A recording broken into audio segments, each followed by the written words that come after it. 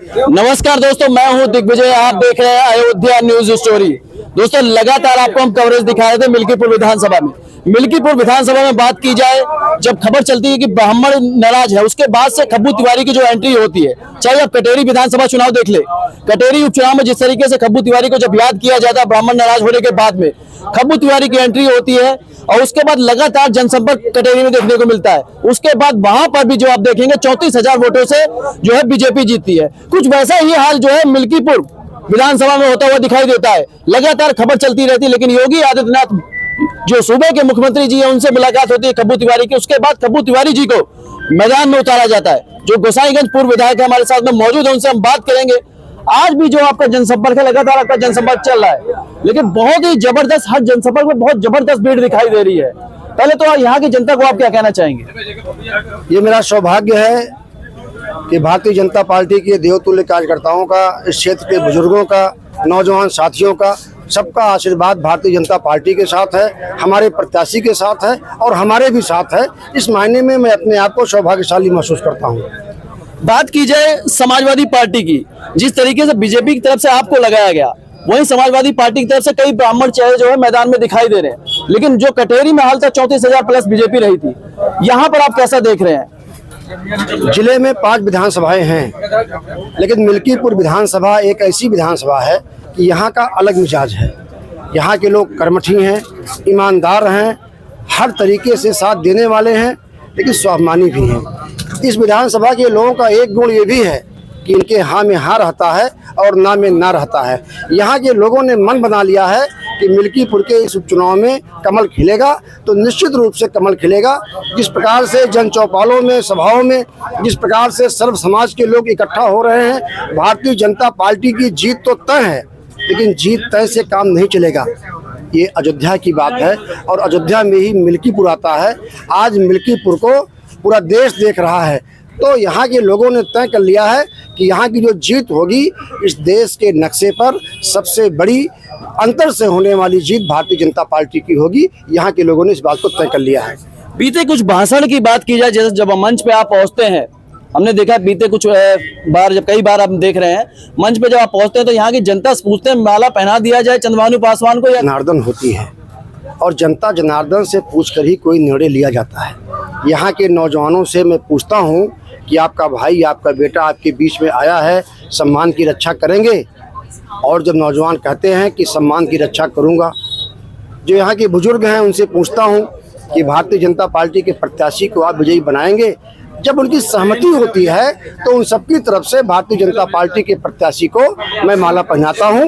और यहाँ के जो नौजवान हैं उनमें बहुत ही ऊर्जा है, और खास करके जो युवा हैं, मिल्कीपुर के तो है ही हैं, पूरे जिले के और इधर कई जनपदों के जो युवा हैं वो हमारी ताकत है। तो जो हमारी ताकत है, अपनी ताकत से पूछने के बाद ही मैं कोई फैसला लेता हूं। और यहाँ के जो युवा हैं, जो हमारी ताकत है, उन लोगों ने तय कर लिया है कि मिल्कीपुर विधानसभा चंद्रभानु पासवान जीतेंगे, भारी मतों से जीतेंगे और यहाँ पर कमल खिलेगा। आपने जैसा कि बताया मिल्कीपुर से आपका पुराना रिश्ता है। यहाँ पर हमने देखा ब्राह्मण ही नहीं, तमाम सभी वर्ग के लोग आपके इस कार्यक्रम में थे, आपकी जनसभा में नजर आए। क्या कहना चाहेंगे इसमें? हमने राजनीति की शुरुआत छात्र राजनीति से किया था 1990 में, और जो छात्र नेता होता है वो नौजवानों की भावना को बखूबी समझता है। माननीय JPS जी भी छात्र नेता रहे हैं, छात्र संघ के अध्यक्ष रहे हैं BHU के। माननीय धर्मेंद्र जी यहाँ लगे हैं, वो भी छात्र नेता रहे हैं। माननीय सुरेंद्र सिंह भी जो यहाँ लगे हैं, आज माननीय मंत्री हैं, वो भी छात्र नेता रहे हैं। जब छात्र नेता कोई संकल्प लेता है तो समाज के सभी वर्गों को साथ लेके चलता है, लेकिन युवाओं के लिए उसके मन में अपार प्रेम रहता है। वही प्रेम यहाँ के युवाओं के लिए और सर्व समाज के लोगों के लिए हमारे मन में है। बीजेपी के शीर्ष नेतृत्व की अगर बात की जाए, चाहे माननीय योगी जी हो, मुख्यमंत्री जी हो, पिछले वाले मंच में भी देखा था योगी जी आप सीधा आपसे मिलते हैं, उसके बाद निकलते हैं हेलीकॉप्टर से। क्या है कि शीर्ष नेतृत्व का जो विश्वास आपके ऊपर है, कहीं ना कहीं दबाव भी आपके ऊपर रहेगा कि मिल्कीपुर फतेह करना है? नहीं, भारतीय जनता पार्टी का कार्यकर्ता होने के नाते माननीय मुख्यमंत्री जी से, माननीय प्रदेश अध्यक्ष जी से, संगठन के नेताओं से बराबर मुलाकात हुआ करती है। क्योंकि मिल्कीपुर का उपचुनाव था और उसका मार्गदर्शन माननीय स्वतंत्र जी से, माननीय धर्मपाल जी से, माननीय प्रदेश अध्यक्ष जी से माननीय मुख्यमंत्री जी से इन लोगों का मार्गदर्शन हम लोगों को हमेशा मिला करता है। उसी क्रम में मुलाकात हुई थी, उनका मार्गदर्शन हम लोगों को प्राप्त हुआ। और जिस प्रकार से जन चौपाल जो हो रहा है वो जनसभा में बदल जा रही है, ये इस बात की द्योतक है कि भारतीय जनता पार्टी की जीत यहाँ पर सुनिश्चित है। लेकिन हम लोग इस अभियान में लगे हैं कि जीत यहाँ की ऐतिहासिक हो और लाखों मतों से भारतीय जनता पार्टी का प्रत्याशी यहाँ पर विजयी होकर इस क्षेत्र का सर्वांगीण विकास करे। यहाँ के लोगों ने हमसे एक बात सामूहिक रूप से कहा था कि हम लोग भाजपा के साथ हैं, लेकिन हमको सम्मान चाहिए। तो हमने प्रत्याशी से कहा कि आप भारतीय जनता पार्टी के कार्यकर्ता हो, यहाँ के लोग भारतीय जनता पार्टी के साथ हैं, लेकिन आपसे आश्वासन चाहते हैं सम्मान का। हमारे प्रत्याशी ने बहुत ही मार्मिक भाव से कहा कि भैया मैं यहाँ के लोगों का सम्मान करूँगा, बुजुर्गों को अपना पिता समझकर, नौजवानों को अपना भाई अपना दोस्त समझकर उनके साथ कंधे से कंधा मिलाकर रहूँगा। ये हमारी पार्टी की प्रत्याशी ने हमको आश्वस्त किया है। वैसे भी भारतीय जनता पार्टी सबका साथ, सबका विकास और सबका विश्वास के नारे पर चलती है। हम सभी लोग एक मत होकर, संकल्पित होकर भारतीय जनता पार्टी को यहाँ पर जिताएंगे और निश्चित रूप से यहाँ पर कमल खिलेगा। और कमल जो एक एक मत जो कमल पर दबेगा, जो बटन दबेगी, वो प्रभु श्री राम के चरणों में अर्पित होगा। वो ये इस बात को यहाँ के लोगों ने निश्चित कर लिया है।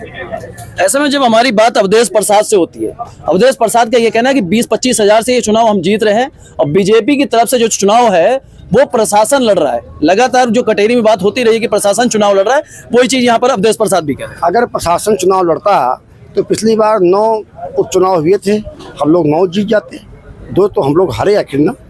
अगर प्रशासन चुनाव लड़ता तो जिस प्रकार से उन्होंने जनता को गुमराह किया लोकसभा चुनाव में, तो जीत न पाते। भारतीय जनता पार्टी है और हमारी सरकार केंद्र की, प्रदेश की निष्पक्ष चुनाव कराती है। और रही बात 20-25 हजार वोट से जीतने की, तो तमाम इंडिपेंडेंट भी प्रत्याशी हैं। अगर उनसे आप पूछेंगे जिनको 2000 वोट मिलना है, 5000 वोट मिलना है, तो 8 तारीख तक वो भी अपने आप को लड़ाई में बताएंगे, अपने आप को जीता बताएंगे। मैं आपके इस चैनल के माध्यम से ये मैं बात को बड़ी मजबूती से कहना चाहता हूं कि भारतीय जनता पार्टी का प्रत्याशी चंद्रभानु पासवान, यहाँ के नौजवानों ने, यहाँ के बुजुर्गों ने, देवतुल्य कार्यकर्ताओं ने जो निर्णय लिया है, 1 लाख के ऊपर वोटों से यहाँ पर भारतीय जनता पार्टी जीतेगी और कमल खिलेगा। ठीक है, हमारे साथ में मौजूद थे गोसाईगंज के पूर्व विधायक खब्बू तिवारी।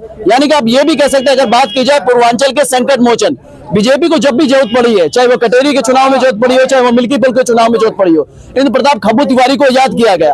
आपको क्या लग रहा है? आप लोग कमेंट बॉक्स में अपना जवाब दीजिएगा।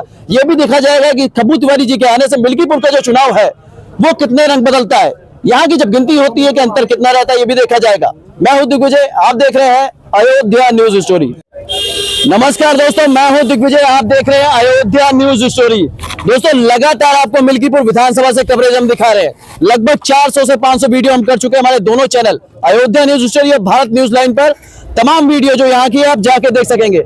ऐसे में इस वक्त हम लोग मौजूद हैं मिल्कीपुर विधानसभा में, अमानीगंज बाजार में। खब्बू तिवारी का आज जनसभा थी, एक तरीके से आप कहेंगे भारी बड़ी जनसभा थी।